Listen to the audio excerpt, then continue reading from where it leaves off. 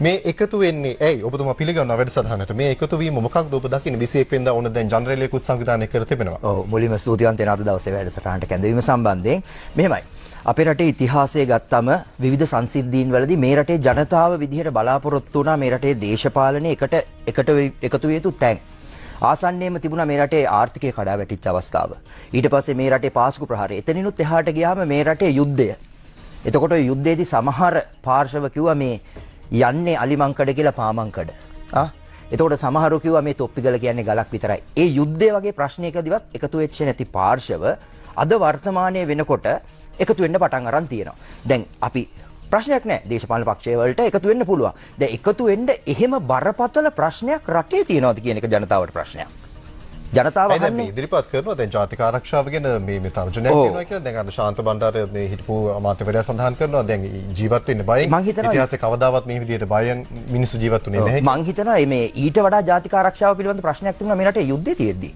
මේ රටේ ආර්ථික මාතෘකාවටස්ථාන වලට ඇවිල්ලා ප්‍රහාර එල්ල කරනවා ජන ජීවිතවල ලොකු ප්‍රශ්න තියෙනවා ඒකෙදි අපි දැක්කේ නැහැ මේ දේශපාලන පක්ෂ එකතු වෙනවා අද ජාතික ආරක්ෂාව කියලා මේ අර්ථ දක්වන්නේ පාතාල කණ්ඩායම් එහෙම නැත්නම් සමස්තය පොලිස් වාර්තා වලට අනුව 38 දෙනෙක් විතර වෙච්ච පාතාල නායකයෝයි 120ක් විතර වෙච්ච ඔය ක්‍රියාකාරකයින්ගේ ක්‍රියාකාරකම් ටික තමයි මේ දේශපාලනයේ උලුප්පල දක්වන්න හදන්නේ මේ රටේ ජාතික ආරක්ෂාව කියලා. ඒක ජාතික ආරක්ෂාව පිළිබඳ ප්‍රශ්නයක් නෙමෙයි මේ රටේ යම් අපරාධවල ගැටලුවක් තියෙනවා. ඒක අපි පිළිගන්නවා. ඒකට මේ රටේ 83000ක් වෙච්ච පොලිසිය ක්‍රියාත්මක වෙනවා. වර්තමානයේ වෙනකොට ඉතිහාසයේ අපි අහපු නැති විදිහට ඊටමත් කඩිනමින් ඒ පාතාල කණ්ඩායම අත්අඩංගුවට ගනිමින් නීතිය ක්‍රියාත්මක කරමින් යනවා. එතන විතරක් නෙමෙයි.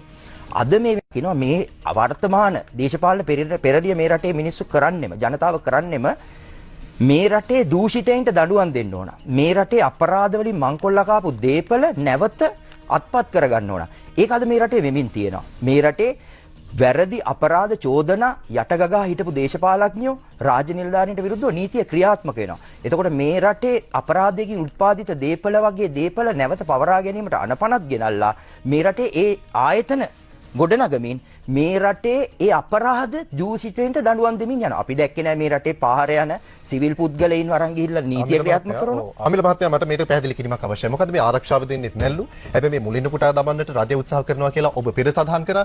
දැන් මේ දෙක මට සසඳන්නට අවශ්‍යයි. මොකද මේ පැහැදිලි දැන් එකතු වෙන්නේ මහජන නියෝජිතෙක් මේ ආයතනය තුල ඝාතනය වීම සම්බන්ධයෙන් නම් අපි ප්‍රශ්න කරනවා අනිත් පැත්තට ආගමික වන්දනාව සඳහා අති අහිංසක කාරණාවක් සඳහා පාස්කු ප්‍රහාර මේ පල්ලියට ගිය ජනතාව 500 ගාණක් මැරිච්ච වෙලාවේ ඔහොම එකතු වෙන්න ඕනේ නැද්ද? දැන් මේ හදාගෙන තියෙන ජනතා පීඩනයනේ. ජනතා පීඩනයටලු නෙමෙයි එළියට බයි. ඔව් ජනතාවගේ පීඩනය වෙනුවෙන් එළියට බහින්නේ. මේ රටේ ජනතාවට අදට වඩා පීඩනයක් ඉතිහාසය තුල දිගටම තිබුණා. ඒක තමයි ඇත්ත කතාව. ඒ පීඩනවලදී අපි දැක්කේ නෑ ඔය එකතු වීම.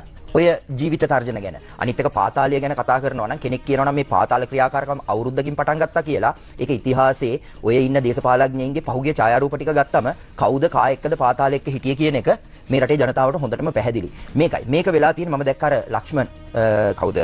ඇමතිවරයා කියනවා මාධ්‍යයට මෙහෙම ගියොත් අපි ඔක්කොන්ටම කූඩුවේ ලගින්න තමයි වෙන්නේ. ඒක නිසා අපි එළියට එන්න ඕන. අන්න ඒක තමයි මේකේ හේතුව. අද මේ රටේ චෝදනාවට එල්ල වෙලා තියෙන ප්‍රධාන ආයතන සහ ප්‍රධානීන් කවුද? අල්ලාස්ව දූෂණ කොමිෂන් සභාවේ අධ්‍යක්ෂක ජෙනරාල්වරයා, පොලිස්පතිවරයා, ඊළඟට අපරාධ පරීක්ෂණ දෙපාර්තමේන්තුවේ අධ්‍යක්ෂකවරයා. හැබැයි වෙන දෙපාර්තමේන්තු වල අධ්‍යක්ෂකවරු ප්‍රධානීන්ට චෝදනා එල්ල කරනවද? නැහැ. මොකද්ද හේතුව? අද මේ ආයතන ස්වාධීන වෙලා ඒ අය නිදහසේ තමන්ගේ රාජකාරී ඉෂ්ට කරනවා. අපරාධයක් සිද්ධ වෙනවා. අපි ලඝු කරන්නේ නැහැ සභාපතිවරයා ඝාතනය කිරීම එක සරල සිද්ධියක් කියලා. මේ රටේ අපරාධකාරයෙක් වුණත් ඝාතනය කරනවට අපි එකක නැහැ. හැබැයි ඒ සිද්ධිය වෙලා කෙටි කාලයකින් ඒ අපරාධකාරයෝ නීතිය ඉදිරියට ගේන්න පුළුවන් මට්ටමට පොලිසිය ක්‍රියාත්මකයි. නමුත් ඉතිහාසයේ මොකද උනේ? අද අපරාධකාරයෝ අත්අඩංගුවට ගන්නවා. ඉතිහාසයේ අපරාධකාරයෝ අත්අඩංගුවට ගත්තා. ඒ අයව ආයුධ පෙන්වන්න ගෙනහිල්ලා කට වහලා සියලු තොරතුරු සයිලන්ට් කරලා නිහඬ කරලා ඒ දේවල් වහලා දැම්මා. ඇයි ඒව පිටිපස්සේ දේශපාලනය ව්‍යාපාරිකයෝ විවිධ කණ්ඩායම් හිටියා තමන්ගේ නම් එළියට එන එක නැවැත්තුවා. මතක ඇති මදුස් ඝාතනය වෙන්න කලින්